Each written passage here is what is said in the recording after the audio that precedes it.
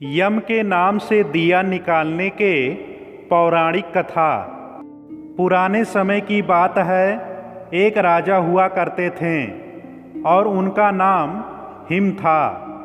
राजा him के यहाँ जब पुत्र हुआ तो उन्होंने अपने पुत्र का नाम सुकुमार रखा और अपने राजपुरोहित से अपने पुत्र की जन्म कुंडली बनवाई। कुंडली बनवाने के उपरांत राजपुरोहित कुछ चिंतित हुए। उनकी चिंताग्रस्त मुद्रा को देखकर राजा हिम ने उनसे पूछा, क्या बात है?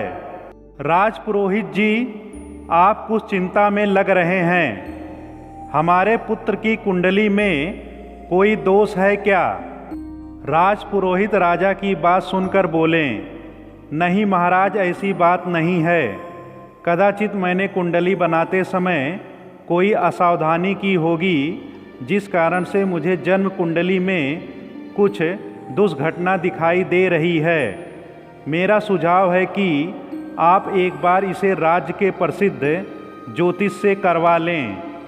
राजा थोड़े से आशंकित हुए और फिर से पूछा, पुरोहित जी, हमें आप द्वारा बनाई हुई जन्म कुंडली में कोई भी संदेह नहीं है। आप वर्षों से हमारे विश्वास पात्र रहे हैं। कृपया आप हमें बताएं कि क्या बात है।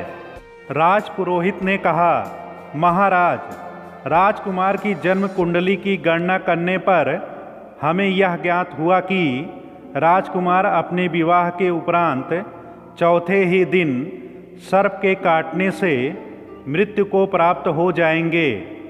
राजा हिम तिलमिलाते हुए चिल्लाए, राजपुरोहित जी, ये आप क्या कह रहे हैं? अवश्य ही आपकी गणना में कोई त्रुटि हुई है।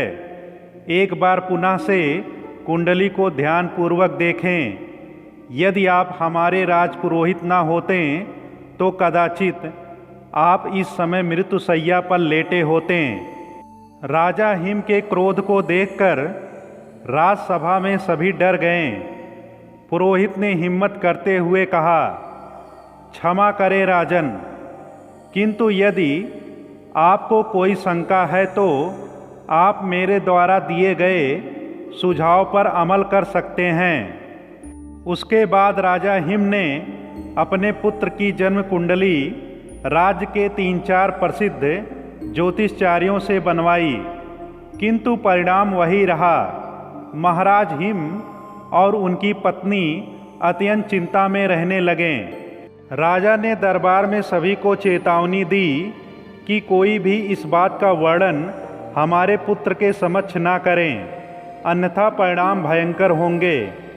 राजा हिम को भय था कि यदि उसके पुत्र को इस बात का पता चल गया तो कहीं वह मृत्यु की चिंता में ही मर जाए। खैर, समय बीतता गया और राजकुमार सुकुमार बड़े होने लगे। अंततः वह समय आ गया जब राजकुमार की आयु विवाह योग्य हो गई और आसपास के कई राज्यों से राजकुमार के लिए सुंदर राजकुमारियों के विवाह प्रस्ताव आने लगे। परंतु अपने पुत्र की मृत्यु के भय से राजा किसी भी प्रस्ताव को स्वीकृत नहीं दे पा रहे थे। यह देखकर महारानी ने कहा, महाराज, यदि आप इसी प्रकार सभी राजाओं के विवाह प्रस्तावों को अस्वीकृत कर देंगे तो हमारा पुत्र क्या सोचेगा? जन्म कुंडली के भय से हम अपने पुत्र को उम्र भर के लिए कुंवारा तो नहीं रख सकते, और फिर मृत्यु तो सर्प के काटने से होगी। यदि हम महल में सुरक्षा व्यवस्था बढ़ा दें तो कदाचित सर्प के राजकुमार के पास पहुंचने से पूर्व ही हम उस सर्प को मार गिराएं। राजा हिम को महारानी का सुझाव पसंद आया और उन्होंने एक सुंदर राजकुमारी से, जिनका नाम नैना था, से अपने पुत्र के विवाह के लिए स्वीकृति दे दी। राजकुमारी नैना देखने में जितनी सुंदर थी, बुद्धि भी उतनी ही प्रखर थी। विवाह से पूर्व राजा ने अपने पुत्र की जन्म कुंडली में निहित भविष्यवाणी को कन्या पक्ष को भी बता दिया। पहले तो वधू के पिता ने इस संबंध से साफ इनकार कर दिया, किंतु जब यह बात राजकुमारी नैना को पता चली तो उन्होंने अपने पिता से निवेदन किया कि आप विवाह के लिए अपनी मंजूरी दे दें। अपनी पुत्री की बात को राजा ठुकरा ना सकें और विवाह के लिए आशंकित मन से विवाह के लिए हामी दे दी। विवाह अच्छी तरह से संपन्न हुआ। राजकुमारी नैना एक दृढ़ निश्चय वाली कन्या थी। उसने अपने पति के प्राणों की रक्षा करने का निश्चय कर लिया था। जैसे कैसे 3 दिन बीत गए, राजकुमार हिम और राजकुमारी नैना ने चौथे दिन का इंतजार पूरी तैयारी के साथ किया।